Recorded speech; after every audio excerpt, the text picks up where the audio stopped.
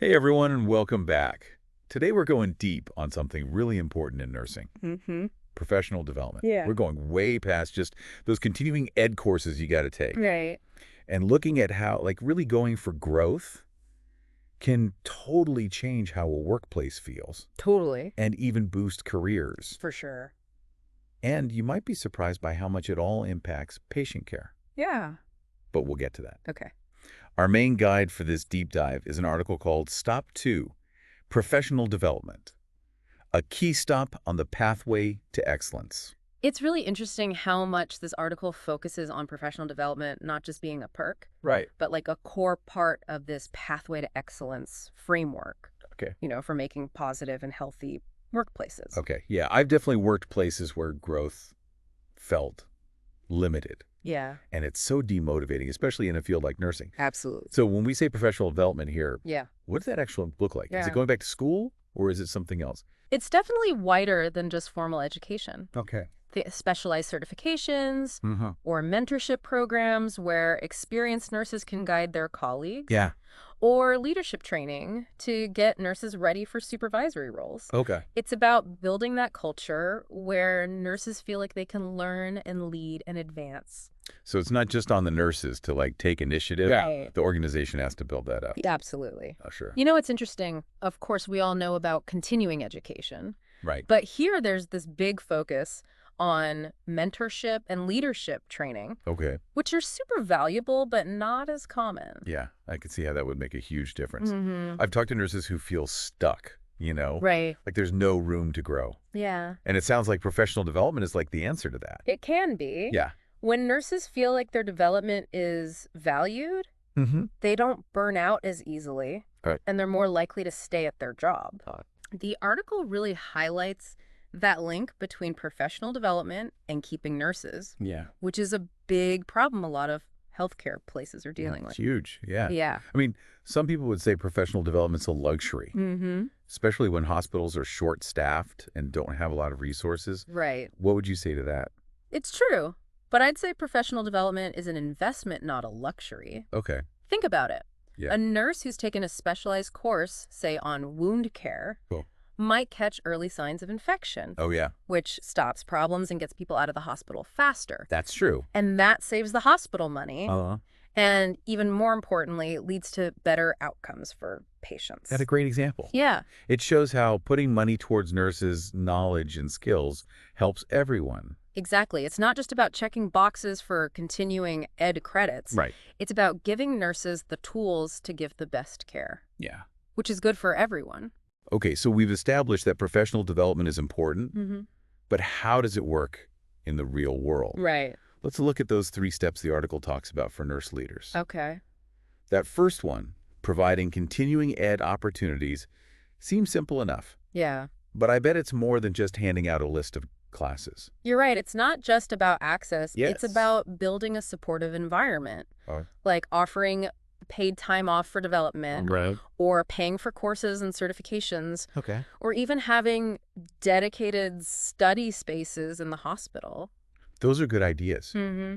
It shows nurses that their growth is actually valued and important. Exactly. And remember, continuing ed doesn't have to be in a classroom. Right. There's tons of online stuff, Oh, yeah. webinars, even podcasts Sure. to help nurses stay current. Okay, step 2 is setting up mentorship programs. Mm-hmm. That seems really helpful, especially for new nurses Yeah. who are still figuring things out. It's so valuable. Yeah. Imagine you're fresh out of school, starting your first job in a busy hospital. Oh, yeah? You're surrounded by experienced nurses, Right. but it might be hard to ask questions. I can see that. A mentorship program gives them a way to connect with someone more seasoned Yeah, who can give advice or just listen. that makes sense. Yeah. It's like having a built-in support system right there at work. Exactly. Someone who's been there, done that. Mm-hmm. How are these mentorship programs usually structured, though? Yeah. Is it one-on-one or in groups or what? It depends on what the organization needs and what they can afford. Okay. Some hospitals have formal programs with specific rules and meeting times. Right. Others are more relaxed. Okay. And nurses just connect with mentors based on shared interests. So there's flexibility in how they do it. Mm-hmm. I imagine it's important to have different types of mentoring, too, Right. for different learning styles. Exactly. Some nurses like one-on-one, Mm-hmm. others prefer groups. And you're right, different models work for different learners. Yeah. Some nurses might need a structured plan with goals. Yeah. Others might just want to talk about problems and brainstorm solutions. Right. It's about finding what works for the person in the place. Exactly. Okay. The third step the article talks about is providing leadership training. Mm-hmm. This one seems really important for nurses who want to move up. It is, and it's not just about clinical skills. Okay. Think communication conflict, resolution delegation, even budgeting. Wow. All those parts of being a good leader. Yeah. And for nurses who want those leadership roles, this kind of training is so important. I can see that. Yeah. Not every nurse wants to be a manager or director. Right. But for those who do, we need to give them the skills to succeed. Exactly. And it's not just about individual advancement. When you have strong leaders on a nursing team, it makes the whole work environment better for everyone. How so? It can improve communication, boost morale, and lead to better patient care. So putting resources into leadership training isn't just about creating future managers. Right. It's about building a culture of strong leadership across nursing. Exactly. And that's something that benefits everyone. Okay. Now, all these good things we've talked about are actually recognized in a framework called the Pathway to Excellence. Ah, yes. Yeah. We mentioned this earlier. You're right. This really emphasizes professional development for a good and healthy workplace. It does. Yeah.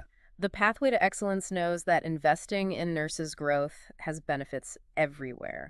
Not just for the nurses, but for their patients and the whole healthcare system. It's like a roadmap for organizations that want to create a workplace where nurses feel valued and supported and excited to grow. Exactly. You know, even if you're not a nurse leader, this is valuable to think about. Yeah. Think about the places where you've felt most supported and motivated at work. Right. Did they prioritize growth and development? It's a good question to ask yourself.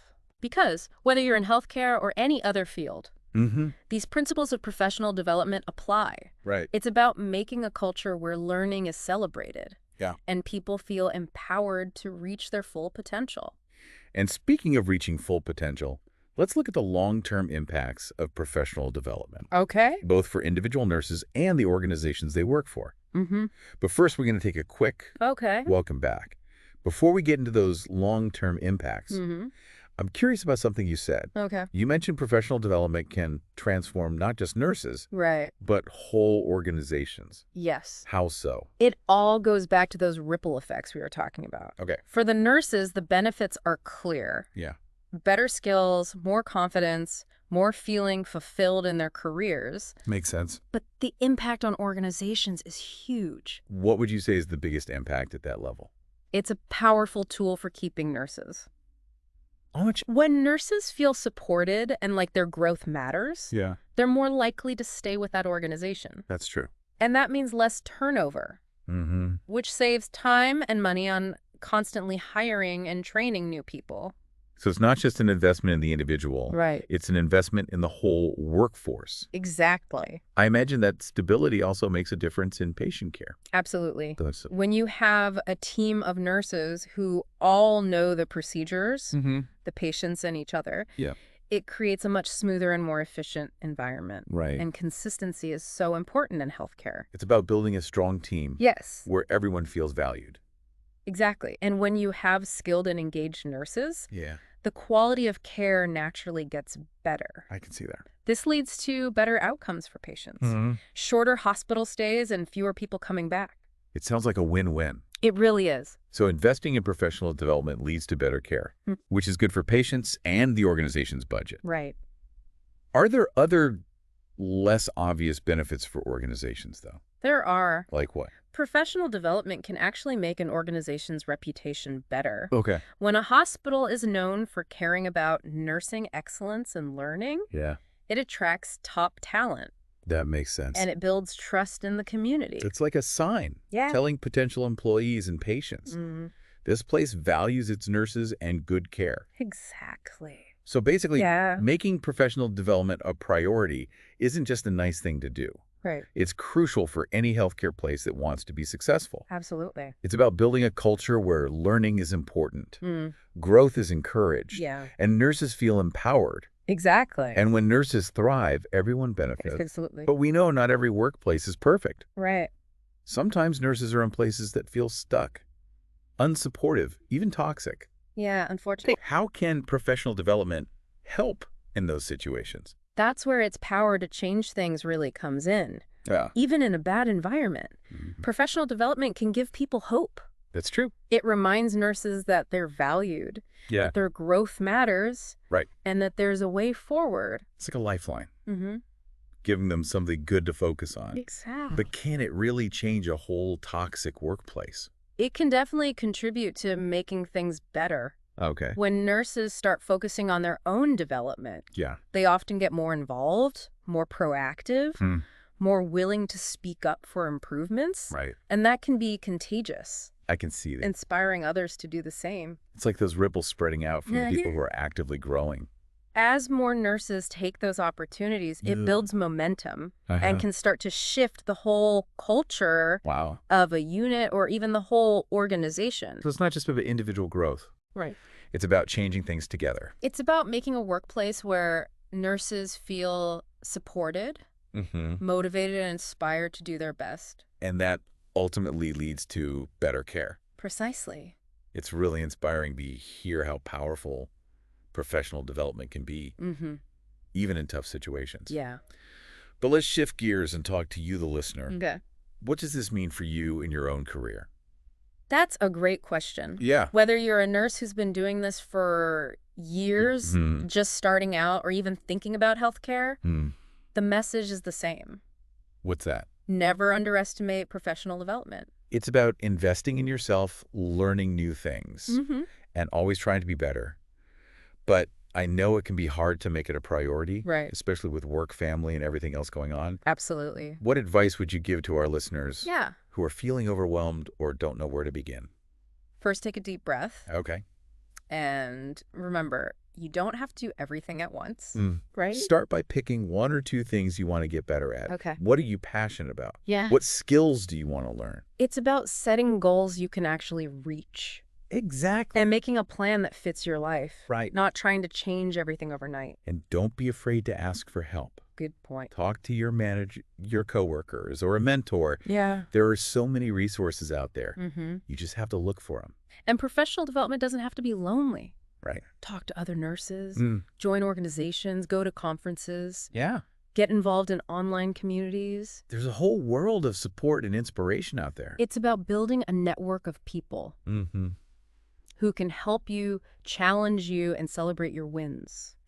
Exactly. So we've talked about what professional development is, why it matters, and how to do it. Right. We've seen how it can change individuals, teams, and whole organizations. Pretty amazing. But before we finish this deep dive, I want to leave you with one final thought. It's not about reaching some finish line. Right. It's about always learning, growing, and changing. And it's not about getting to some specific point. Yeah. It's about enjoying the process and always trying to be your best. Absolutely. Both at work and in your personal life. I love that. It's about being curious, wanting to learn new things. Yeah. And being willing to try things outside your comfort zone. And the great thing is, this journey can take you anywhere. You're right. It's not one size fits all. Nope. Every nurse's path will be different, depending on their interests, their goals, and the chances they get.